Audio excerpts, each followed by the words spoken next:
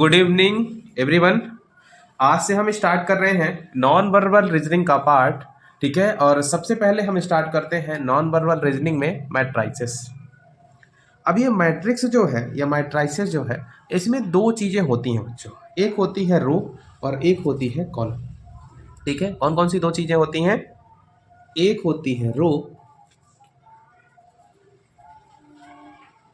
और दूसरा होता है कॉलम।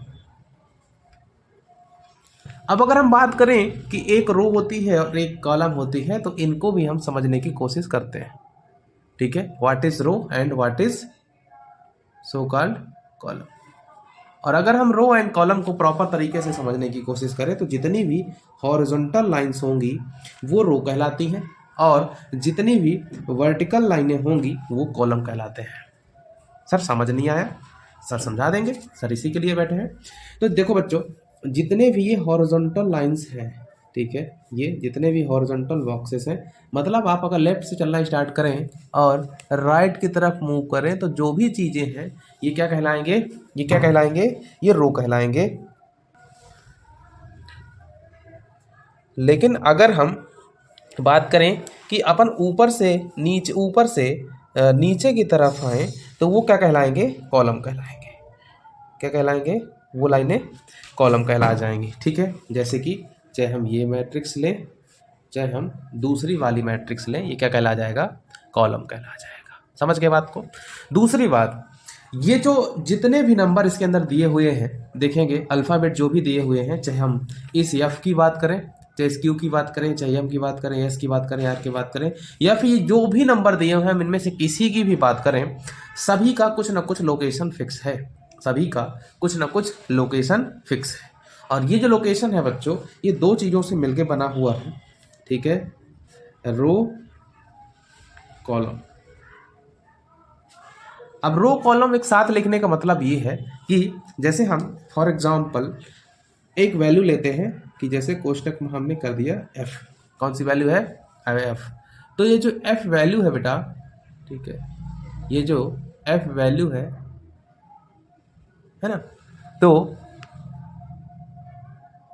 ये दो चीज़ों से है। एफ की जो लोकेशन है वो दो चीज़ों से मिलके बनी होगी। अगर आप कायदे से देखेंगे, पहली चीज़ है कि एक रो, तो रो में देखेंगे तो कौन से नंबर की रो है, इसको देखना, यहाँ से नहीं गिनना, इसको देखना है, तो दूसरे नंबर की रो है। तो अगर हम एफ की बात करते हैं तो दूसरे नंबर की रो है। और कॉलम कौन सा है? चौथे नंबर का है, तो चौथे नंबर का कॉलम है। इस तरीके से एफ की लोकेशन फिक्स हो जाएगी। अगर हम कोई दूसरा अंक लें, मान के चलिए जैसे हमने ये वाला क्यों लिया, देखो एक अंक 10 जगह भी आ सकता है, एक अल्फ़ाबेट 10 जगह भी आ जा सकता है, उससे हमको प्रॉब्लम नहीं है। प्रॉब्लम ये है कि जिसकी बात हम कर रहे हैं, तो अगर हम इस वाले क्यू की बात करें तो अच्छा, चलो एक चीज़ और करते हैं कि भाई अगर पूछे कि एफ की लोकेशन क्या है, तो एफ की लोकेशन तो पहली 24 हो गई। दूसरी एफ की लोकेशन की बात करें तो देखो और कहीं एफ है क्या? हाँ, यहाँ पे एफ है।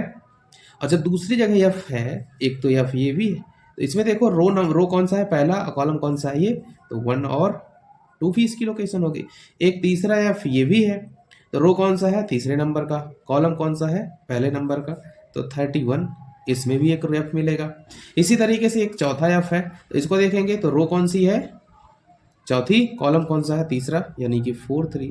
मतलब क्या है बच्चों कि सबसे पहले आपको रो लेना है और उसके बाद आपको कॉलम लेना है। इस तरीके से हमको वैल्यू फाइंड आउट करनी है। इसी तरीके से हम अगर दूसरी रो की बात करें, सॉरी दूसरे पार्ट की बात करें, जैसे हम बोलते हैं कि टी, तो देखो टी कितने जगह बन रहा है, सबकी वैल्यूकेशन लिख दो। ये एक है तो 5 और 6 56। दूसरा टी है ये 8 and 7 87। इस तरीके से चीज़ें बन रही हैं।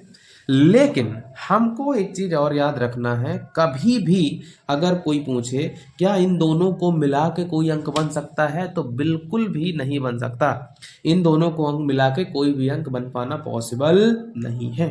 और जब कोई भी अंक बन पाना पॉसिबल नहीं है, तो हम ध्यान देंगे कि जैसे भी ये सिचुएशन मिलेगी उसको हम वायोलेट करके आगे निकल जाएंगे। बात समझ में आ गई? अगर हम बात करें कि जैसे इसका 3 ले लें और इसका 8 ले लें कि भैया 38 में कौन सी संख्या होगी, तो बोलो कि संभव नहीं है। संभव नहीं है, यानी कि नॉट पॉसिबल। ठीक है, अब हम क्या करते हैं, इसके एक दो प्रश्न ले लेते हैं और प्रश्नों के माध्यम से इस टॉपिक को क्लियर करते हैं। बहुत बड़ा टॉपिक नहीं है, इसीलिए हमने आज इसको लिया है आज ही, और एक ही लेक्चर में ये समाप्त भी हो जाएगा। चलिए पहला प्रश्न ले लेते हैं। देखिए इस तरीके से दो मैट्राइसेस देगा और दो मैट्राइसेस में इस तरीके से प्रश्न दे देगा, तो दो डायग्राम इस तरीके से बने रहेंगे और इस तरीके के प्रश्न देगा और बोलेगा कि इनमें से कौन सा सही है।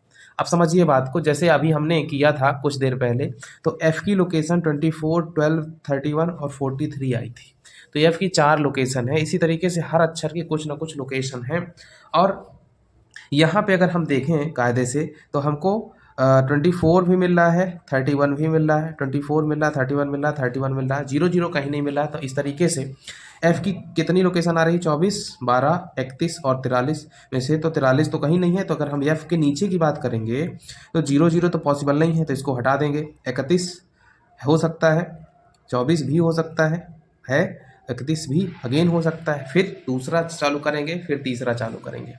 लेकिन हमारी सलाह ये रहेगी प्यारे बच्चों कि आप जो है राइट साइड से सॉल्व करने की कोशिश करें। ऑप्शंस को अगर पीछे से एलिमिनेट करने की कोशिश करेंगे तो देयर इज अ चांस कि आप जल्दी से चीज़ें फाइंड आउट कर लेंगे।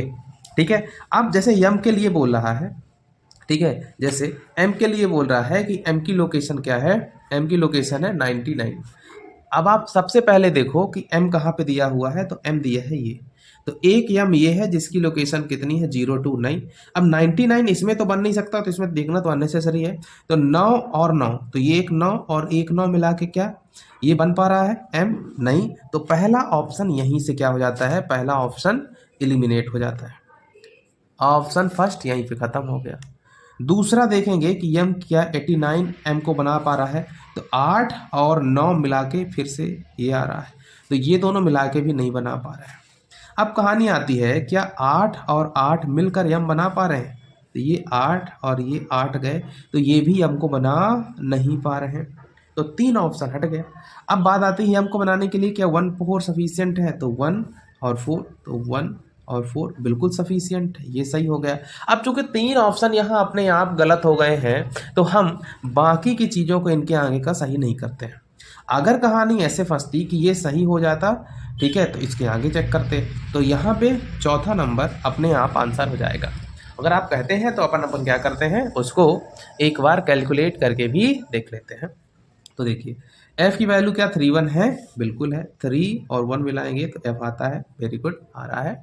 आगे बढ़ते हैं, ठीक है, आ रहा है। दूसरी चीज़ क्या ए की वैल्यू 8 6 है, 8 और इसमें से 6 को मिला के ए बन रहा है, बिल्कुल बन रहा है, नो प्रॉब्लम। आगे बढ़ते हैं। तीसरा है कि आर की वैल्यू 23 है क्या, आर की वैल्यू 23 है क्या, तो आर की वैल्यू क्या 2 और 3 मिला के आर बन रहा है, बिल्कुल बन रहा है, तो चौथा ऑप्शन अपने आप सही हो जाएगा। लेकिन यहीं पे अगर हम बात करें किसकी, दूसरे प्रश्न की, जो कि क्या है सोप। अब सोप क्या है, अब सोप की वैल्यू हमको फाइंड आउट करनी है, और अगर हमको इसकी वैल्यू फाइंड आउट करनी है तो फिर से हम दो तरीका अपना सकते हैं, या तो हम शुरू से लास्ट तक जाएं या फिर लास्ट से शुरू के तरफ आने की कोशिश करें। लेकिन सर ने हमको क्या बताया है कि आप लास्ट से शुरू तरफ आओ, ठीक है। तो देखो बच्चों, क्या P की वैल्यू 58 हो सकती है, तो 5 और 8 मिला के I बनेगा, ना कि P। Option number A eliminate हो गया। दूसरी बात और आगे चलें तो 86, क्या 8 और 6 मिला के P बनाते हैं, नहीं, ये भी ऑप्शन एलिमिनेट हो गया। तीसरा ऑप्शन है क्या 85 जो है P को रिप्रेजेंट कर रहा है 8 और 5, हाँ भैया, तो इसमें तो ठीक है, ये अभी गड़बड़ नहीं कर सकते। क्या 9 और 8 मिल के, तो 9 और 8 मिल के क्या P को बता रहे हैं, नहीं बता पा रहे हैं, तो ये ऑप्शन गलत हो गया।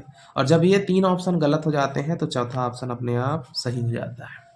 अगर आप लोगों को लगता है कि इसको हम राइट तरफ से भी करना चाहिए तो हम इस तरीके से भी कर देते हैं। इसी प्रश्न को एक बार फिर से देखिए, इसमें देखेंगे आप, तो क्या 0 और 3 मिला के एस बन रहा है, तो 0 और 3 मिला के एस बन रहा है, बिल्कुल बन रहा है। क्या 0 और 1 मिलाकर 0 1 मिला के ओ बन रहा है, 0 और 1 से ओ बन रहा है, नहीं, कट गया, तो कोई भी एक गलत मतलब पूरा गलत। दूसरा चेक करेंगे, क्या S 1 और 0 से S बन रहा है, तो 1 और 0 से S बन रहा है, ठीक है। क्या 0 और 1 से ओ बन रहा है? नहीं बन रहा, कट गया ये भी।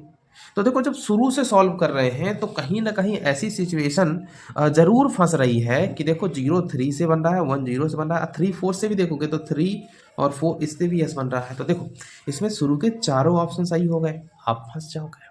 और आपको फंसना नहीं है। क्यों नहीं फंसना? क्योंकि आप डीके सर से पढ़ रहे हैं, ठीक है। नैया पार करा के मानेंगे बेटा तुम लोगों की, लेकिन सहयोग करो यार। बस यही छोटा सा टॉपिक मैट्राइसेस का, इसी के साथ ये टॉपिक समाप्त होता है। अभी जो पेपर 2019 में रेलवे के हुए थे उसमें बहुत पूछा गया था ये प्रश्न, लगभग हर क्वेश्चन पेपर में 1-2 प्रश्न जरूर पूछे गए थे, ठीक है। तो आगे सारे क्वेश्चनों में रिपीट जरूर होंगे सारे पेपर्स में। तो यहीं से इस चैप्टर की समाप्ति होती है। कल अपन स्टार्ट करेंगे water and mirror images. Thank you.